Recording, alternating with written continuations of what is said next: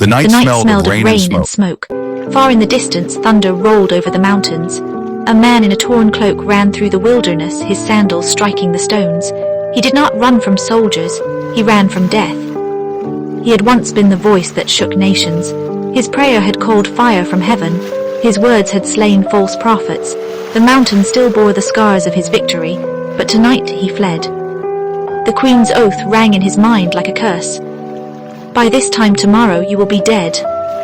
Jezebel's rage hunted him harder than any army.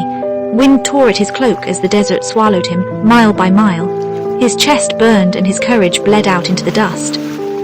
At last he collapsed beneath a lonely tree, face pressed into the sand. His voice cracked with despair. It is enough. Take my life. I am no better than my fathers. But heaven did not answer with fire this time. It answered with bread. In the silent night a presence drew near. A hand, gentle and strong, touched his shoulder. "Arise and eat," the angel said. He opened his eyes. Beside him, a cake baked on hot stones steamed in the cool desert air. A jar of water glimmered in the moonlight. He ate and his strength began to return. The angel returned a second time. "Eat again, for the journey is too much for you." So he rose, his steps slow but sure, and walked into the wilderness for 40 days and 40 nights. He climbed ridges where eagles nested and crossed valleys where shadows crawled.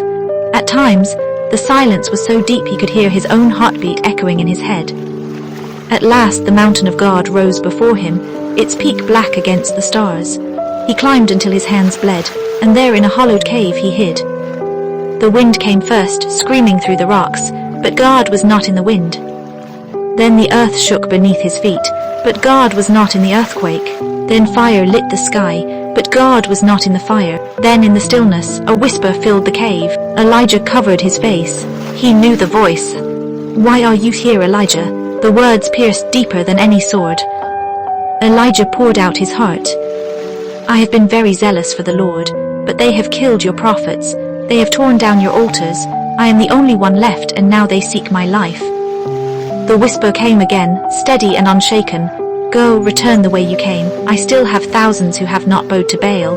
My work is not finished, and neither is yours." Strength filled the prophet like new fire. He left the cave, no longer running from death, but walking with purpose. The same God who sent fire and rain had found his prophet again.